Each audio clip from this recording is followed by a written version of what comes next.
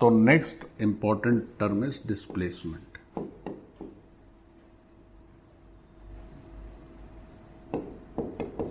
अब देखें साहब, ये डिस्प्लेसमेंट क्या होता है। डिस्प्लेसमेंट देखो क्या है। कोई पार्टिकल अगर मूव करे तो मूव करने का मतलब है कि अपनी लोकेशन बदलेगा, तभी माना जाएगा कि मूव कर रहा है। तो जैसे एक पार्टिकल है, वो पार्टिकल दो अलग अलग टाइम पर दो अलग अलग लोकेशन में नजर आता है। मान लीजिए ये हमारा कोऑर्डिनेट सिस्टम है, ये है एक्स एक्सिस, ये है हमारी वाई एक्सिस और ये है हमारी जेड एक्सिस, ये ओरिजिन। बच्चों देखो ध्यान से, थोड़ा फोटो अच्छा नहीं बना, थोड़ा सा इसको डिजाइन इसकी ठीक कर देते हैं। चलिए अब ठीक है, हाँ जी, ये ओरिजिन है। अब बात कर रहे हैं कि साहब डिस्प्लेसमेंट क्या होता है। तो किसी पॉइंट पर किसी टाइम पर हमारा पार्टिकल पी यहां बैठा हुआ था और इस पॉइंट के जो लोकेशन है या कोऑर्डिनेट्स हैं वो है x1 y1 z1। तो इस पॉइंट के कोऑर्डिनेट्स हैं बच्चों x1 y1 z1। थोड़ी देर बाद वो ऑब्जर्वर या वो पार्टिकल पॉइंट Q पे चला गया और पॉइंट Q की जो कोऑर्डिनेट्स है वो x2 y2 z2 है ना। तो हमारा एक छोटा सा पार्टिकल है, पहले वो पॉइंट P पे था और थोड़ी देर बाद पॉइंट Q पे चला गया। तो पहली बात तो यह है कि क्या इसकी लोकेशन बदल रही है। तो हम कहेंगे हाँ साहब बदल रही है। अच्छा बदल रही है, लेकिन लोकेशन बदलना अगेन वो किस पे निर्भर कर रहा है, ऑब्जर्वर पर, कि वो किस फ्रेम से इसको ऑब्जर्व कर रहा है। तो मान लीजिए एक ऑब्जर्वर ऐसा है जिसको लग रहा है कि इसकी लोकेशन बदल रही है, उसको लग रहा है कि पहले ये पॉइंट P पे था अब Q पे चला गया। तो लोकेशन बदली, तो जो पहली लोकेशन से दूसरे लोकेशन को अगर हम ज्वाइन करें, पहली लोकेशन और दूसरी लोकेशन को ज्वाइन कर दें और मान लेते हैं कि ये साहब हमारी इनिशियल लोकेशन है, ये इनिशियल लोकेशन है, इनिशियल पोजीशन है, और ये हमारे पार्टिकल की फाइनल पोजीशन है। तो उसका मूवमेंट कहां से कहां तक हो रहा है, तो सर ये P से Q की तरफ जा रहा है। अब इस बात को भी समझें, या डिस्प्लेसमेंट और डिस्टेंस दोनों एक साथ समझते हैं तो ज्यादा बढ़िया रहेगा। तो हेडिंग हमारी केवल डिस्प्लेसमेंट नहीं रहेगी, डिस्प्लेसमेंट एंड डिस्टेंस दोनों साथ साथ करते हैं। देखिए जी, समझिए। तो क्या हुआ कि पहली इनिशियल लोकेशन P है, फाइनल लोकेशन Q हो गई। अब P से Q तक जब वो पार्टिकल का मूवमेंट हुआ तो बहुत सारे रास्ते हो सकते थे। हो सकता था कि पार्टिकल ऐसे मूव किया हो सकता है कि पार्टिकल ऐसे मूव किया हो सकता है कि पार्टिकल ने ऐसे मूव किया हो, है ना।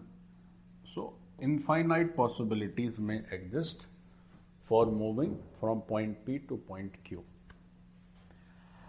अब अगर आपसे पूछें कि साहब ये मान लीजिए हमने 5 रास्ते बनाए, तो इसको रास्ते को नाम दे दिया, ये पहला रास्ता है, ये दूसरा रास्ता है, ये तीसरा रास्ता है, ये चौथा रास्ता है और ये 5वां रास्ता है। तो P से Q तक 5 रास्ते से जा सकता है ये पार्टिकल। अच्छा, अब इन 5 रास्तों में सबसे छोटा रास्ता कौन सा है, जो रास्ता नंबर 3 है, जिसमें क्या किया हमने कि P और Q को एक स्ट्रेट लाइन से ज्वाइन कर दिया है।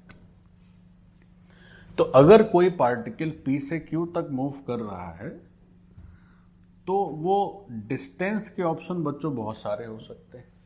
जैसे पहले रास्ते में जो दूरी तय की गई, मान लेते हैं वो दूरी d1 थी।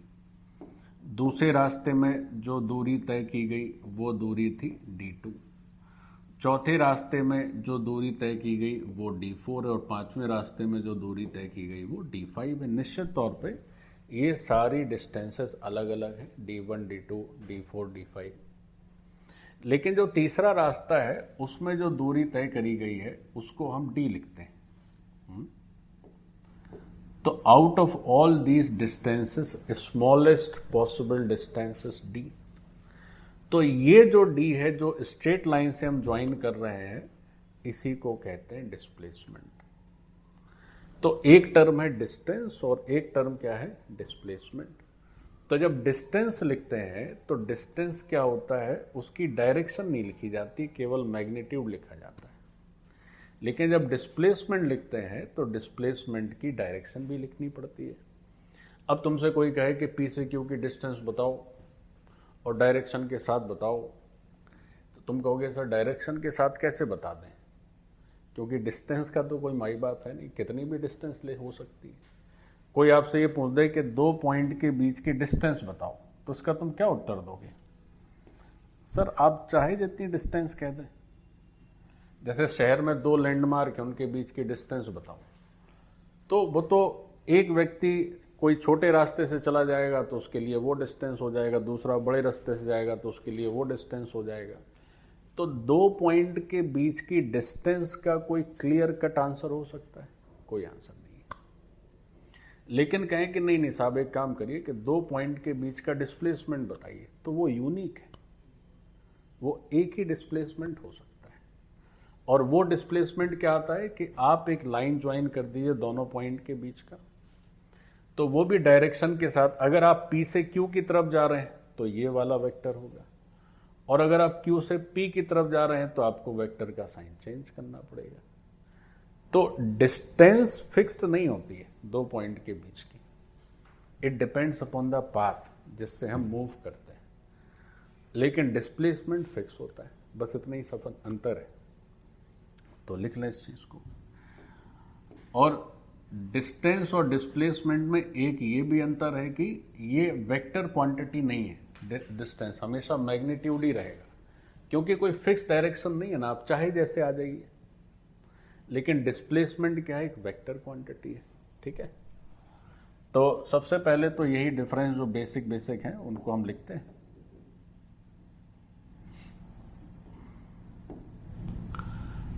तो अगर ये पूछा जाए, पहले उसमें लिख लेते हैं कि पार्टिकल, एक कोई पार्टिकल है हमारे पास और ये पार्टिकल मूव कर रहा है from point P two point Q। Particle का मूवमेंट कैसा है? P से Q की तरफ। ठीक है, ओके। तो अब ये पूछा जाए कि डिस्टेंस बताइए साहब, डिस्टेंस बताइए between point A and point B। बच्चों, जैसे जब हम फिजिक्स की पढ़ाई करते हैं, अब चूंकि आपका फिजिक्स मेनली अब शुरू हुआ है काइनेमेटिक्स से, तो you can think every situation. आपको कुछ मानना वैसे नहीं है, आपको सब आप चीज सोच सकते हैं, तब इसलिए physics is generally like by most of the aspirants. आपको सब दिखता है कि अच्छा ठीक है, डिस्टेंस का मतलब क्या है, डिस्प्लेसमेंट का मतलब क्या है। अब मान लीजिए मैथ्स में पढ़ रहे हैं कॉम्प्लेक्स नंबर, तो मैथ्स चूंकि वो ट्रिकी इसलिए ज़्यादा मज़ा आता है उसमें, बट यहाँ तुम सब चीज़ को एक्सपीरियंस कर सकते हो और फिर उसको रिलेट कर सकते हो। तो आपसे पूछें कि डिस्टेंस बताइए, क्या लिखें? तो एक कहेगा सर हमारे हिसाब से डिस्टेंस D1 है, कोई कह सकता है हमारे हिसाब से डिस्टेंस D2 है, इसको चलो D3 लिख लेते हैं। कोई दूसरा कहेगा कि साहब D3 भी हो सकती है, कोई कह सकता है D4, कोई कह सकता है D5, और भी बहुत सारी पॉसिबिलिटीज, मैनी मोर। तो जब हम डिस्टेंस की बात कर रहे हैं तो कोई फिक्स्ड आंसर नहीं है। जब बच्चों डिस्टेंस की बात हो रही है तो कोई फिक्स्ड आंसर नहीं है, तो not a fixed answer, not a fixed answer for distance. तो ऐसा क्यों? ऐसा इसलिए क्योंकि डिस्टेंस जो है पाथ पे डिपेंडेंट हो जा रही है। जैसे जैसे हम रास्ते बदल रहे हैं, डिस्टेंस भी बदलती जा रही है। तो जो डिस्टेंस है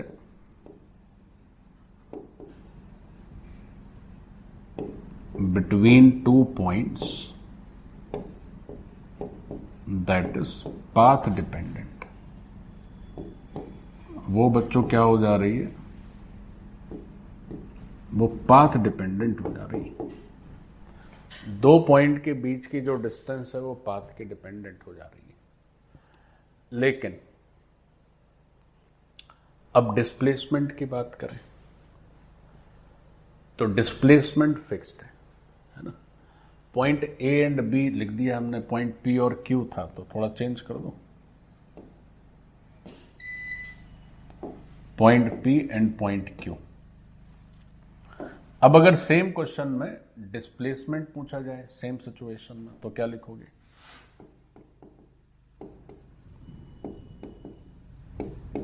हमारा मूवमेंट है पी से क्यू की तरफ, तो जो डिस्प्लेसमेंट होगा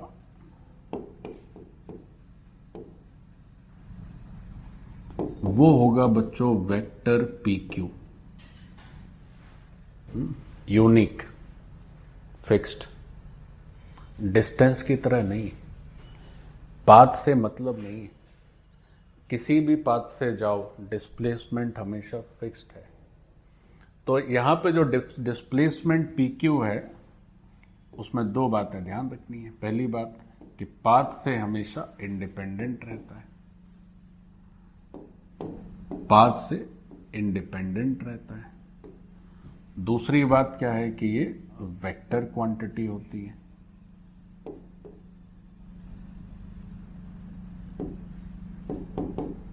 यूनिक होता है,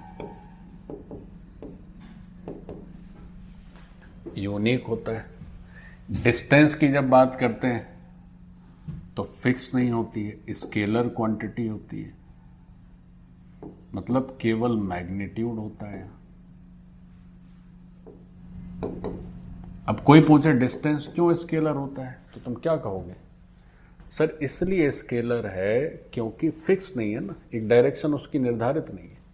2 पॉइंट के बीच की डिस्टेंस बहुत कुछ हो सकती है, वो डिपेंड करता है कि किस रास्ते से हम जा रहे हैं। जबकि डिस्प्लेसमेंट एक यूनिक डिस्प्लेसमेंट होता है। ठीक है, अच्छा डिस्प्लेसमेंट जैसे निकाले कैसे उसको सॉल्व करना है, तो आसानी से सॉल्व कर सकते हैं। मान लीजिए हमने 2 पॉइंट्स की बात करी। पहले हमारा पार्टिकल हुआ करता था पॉइंट पी पर, तो ये कोऑर्डिनेट्स हुआ करते थे x1 y1 z1। थोड़ी बहुत देर बाद पहुंच गया पॉइंट क्यू पर, कोऑर्डिनेट्स बदल गए, x2 y2 z2 हो गए। तो अगर पूछा जाए कि साहब इसका डिस्प्लेसमेंट थोड़ा कैलकुलेट करके बता देते तो बड़ा ठीक रहता। तो डिस्प्लेसमेंट कैलकुलेट कैसे होगा? तो अगर इसके कोऑर्डिनेट x1 y1 z1 है तो इस पॉइंट P के पोजीशन वेक्टर क्या लिखोगे? x1 i कैप, या नीचे लिख लेते हैं, हमारा जो पार्टिकल है उसका मूवमेंट P से Q की तरफ है। तो अगर P से Q की तरफ है तो डिस्प्लेसमेंट वेक्टर क्या होगा? तो जो डिस्प्लेसमेंट लिखा जाएगा वो लिखा जाएगा वेक्टर पी क्यू। अब वेक्टर पी क्यू कैसे लिखा जाता है? तो लिखा जाएगा position vector of point Q minus position vector of point P. तो क्यू के पोजीशन वेक्टर क्या है? x2 i cap, y2 j cap और z2 k कैप। और p के पोजीशन वेक्टर क्या है? x1 i cap, y1 j cap और z1 k कैप। ठीक, तो बस तो अपना जो वेक्टर पी क्यू है यानी कि जो डिस्प्लेसमेंट वेक्टर है वो कितना हो गया बच्चों? x2 minus x1 i cap plus y2 minus y1 j cap plus z2 minus z1 k cap. ठीक, so this is how we get the displacement. तो डिस्प्लेसमेंट में क्या है कि जो हमारा फाइनल डेस्टिनेशन है और जहां से हम यात्रा की शुरुआत कर रहे हैं, तो उन दोनों के पोजीशन वेक्टर को यूज करके we can get the displacement. ध्यान रखें, अगर P से Q की तरफ जा रहे हैं तो डिस्प्लेसमेंट ऐसा लिखा जाएगा, लेकिन अगर Q से P की तरफ जा रहे हैं तो डिस्प्लेसमेंट चेंज हो जाएगा। अगर हम बच्चों P से Q की तरफ जा रहे हैं तो डिस्प्लेसमेंट आपके सामने है। तो ये जो डिस्प्लेसमेंट है ये तब की बात है जब पार्टिकल मूव कर रहा है कहां से, P से Q की तरफ। अब मान लीजिए उल्टा हो जाए साहब। देखो क्या है कि सब बेसिक समझ लें कि बाद में कभी धोखा ना हो कि सर आप ये तो बताई ही नहीं। अब हमारा पार्टिकल मूव कर रहा है, 2 पॉइंट वही हैं, लेकिन अब मामला थोड़ा उल्टा है। अब पार्टिकल मूव कर रहा है Q से P की तरफ। तो जब पार्टिकल का मूवमेंट Q से P की तरफ होगा तो डिस्प्लेसमेंट Q से P की तरफ होगा बच्चों, QP। जब QP होगा तो क्या होगा, अब Q हो गया तुम्हारा इनिशियल और P हो गया आपका फाइनल। तो जब भी पोजीशन वेक्टर लिखने रहते हैं तो हमेशा जब भी कोई वेक्टर लिखते हैं तो हेड के पोजीशन वेक्टर में टेल को सब्ट्रैक्ट करना पड़ता है। तो अब Q से जब P की तरफ जाओगे तो फिर डिस्प्लेसमेंट क्या लिखोगे, position vector of P minus position vector of Q। तो अब उल्टा हो जाएगा बस। तो position of vector of P minus position vector of Q, तो आंसर कितना हो जाएगा, x1 minus x2 i cap, फिर y1 minus y2 j cap और z1 minus z2 k cap.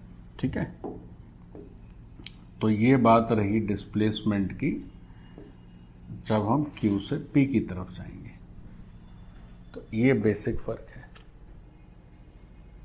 लेकिन रास्ते में मतलब अगर डिस्टेंस की बात करो तो अगर पाथ चेंज नहीं हो रहा है, देखो इस बात को भी समझ लो, इस बात को भी बच्चों समझ लें। बात यह है कि जैसे मान लीजिए एक पॉइंट P था और एक पॉइंट Q है। मान लीजिए कोई व्यक्ति P से Q तक जिस रास्ते से गया उसी रास्ते से वापस आ गया, जाना भी उसी से, आना भी उसी से। और P से Q तक जाने में उसने जो दूरी तय की वो दूरी मान लीजिए D है, डिस्टेंस। तो डिस्प्लेसमेंट में क्या है कि P से Q तो डिस्प्लेसमेंट है वेक्टर PQ, और Q से P तो डिस्प्लेसमेंट है वेक्टर QP। लेकिन जब डिस्टेंस की बात करते हैं, अब अगर हम डिस्टेंस की बात कर रहे हैं तो बच्चों रास्ता चाहे P से Q की तरफ हो या Q से P की तरफ हो, दोनों सिचुएशन में डिस्टेंस कैसी आती है, सेम है ना। आने में जाने में फर्क नहीं पड़ता है। तो बात इसलिए ऐसी है क्योंकि यहां तो हम वेक्टर की तो बात ही नहीं करते, केवल बात किसकी करते हैं, मैग्नीट्यूड की। तो डिस्टेंस डिस्प्लेसमेंट में ये बेसिक डिफरेंसेस है, प्लीज नोट डाउन।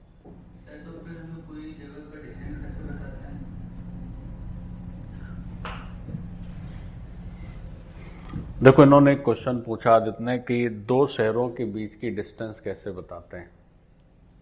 तो वो तो डिस्टेंस तो ट्रेन की पटरी की डिस्टेंस हो गई, शहरों के बीच की डिस्टेंस थोड़ी हुई। जैसे पूछें कि दिल्ली टू मुंबई तो उनके बीच की डिस्टेंस कितनी है, तो आप अगर चेक करेंगे तो आप कहेंगे कि सर अगर आप प्लेन से जाएंगे तो इतनी डिस्टेंस है, आप अगर ट्रेन से जाएंगे तो इतनी डिस्टेंस, और आप अगर रोड से जाएंगे तो इतनी डिस्टेंस है। तो आपकी यात्रा के पाथ के हिसाब से डिस्टेंस तय होती है। कभी भी जब आप यात्रा करते हैं तो ये तो बोलते नहीं है कि कितना डिस्प्लेसमेंट है दिल्ली टू मुंबई। तो डिस्प्लेसमेंट अगर बताना होगा तो कैसे होगा, दिल्ली के सेंटर पर एक पॉइंट रखो और एक मुंबई के सेंटर पर पॉइंट रखो और दोनों पॉइंट के बीच में सीधी लाइन खींच दीजिए, दैट इज डिस्प्लेसमेंट।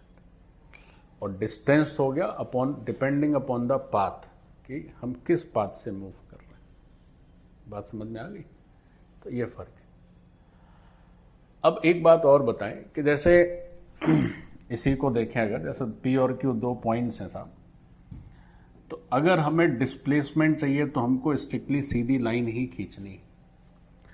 अब चाहे वो पी से क्यू की तरफ हो, चाहे क्यू से पी की तरफ हो, अगर हमें डिस्प्लेसमेंट की दरकार है तो हमें पी से क्यू को एक स्ट्रेट लाइन से ज्वाइन करना पड़ेगा।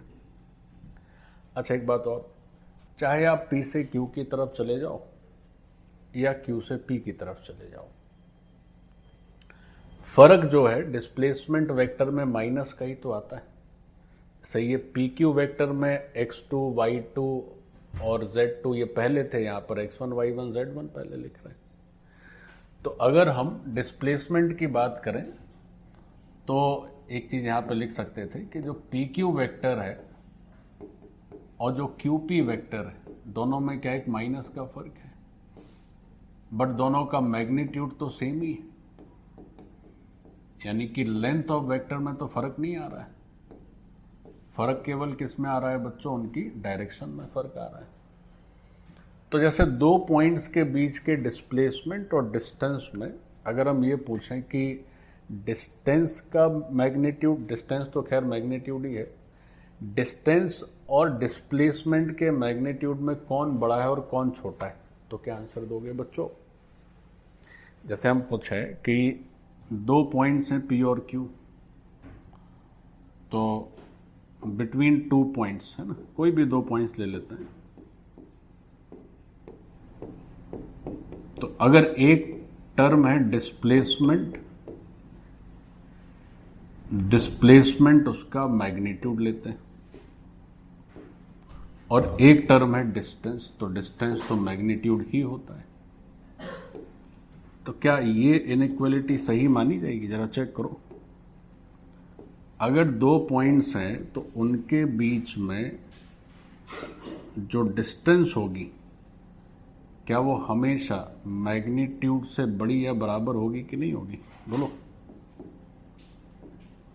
क्या ये इनइक्वालिटी हमेशा सही मानी जाएगी कि नहीं? तो उसका लॉजिक क्या है? तो उसका लॉजिक यही है कि जो सबसे छोटा पाथ होता है उसके अलोंग हमें क्या लेनी पड़ती है, उसके अलोंग डिस्प्लेसमेंट होता है, और बाकी सारे पाथ क्या होंगे, इससे बड़े ही होंगे। तो डिस्प्लेसमेंट हमेशा शॉर्टेस्ट रूट के अलोंग होता है, यानी सीधी लाइन ज्वाइनिंग टू पॉइंट्स। और डिस्टेंस के लिए तो फिर कोई पाथ की सीमा ही नहीं है, जैसा पाथ वैसा डिस्टेंस। तो हमेशा इस बात को ध्यान में रखना है कि जो डिस्प्लेसमेंट है, दिस इज शॉर्टेस्ट डिस्टेंस। जो डिस्प्लेसमेंट का मैग्नीट्यूड है, this is the shortest distance. चलिए, तो ये सारी बातें हो गई।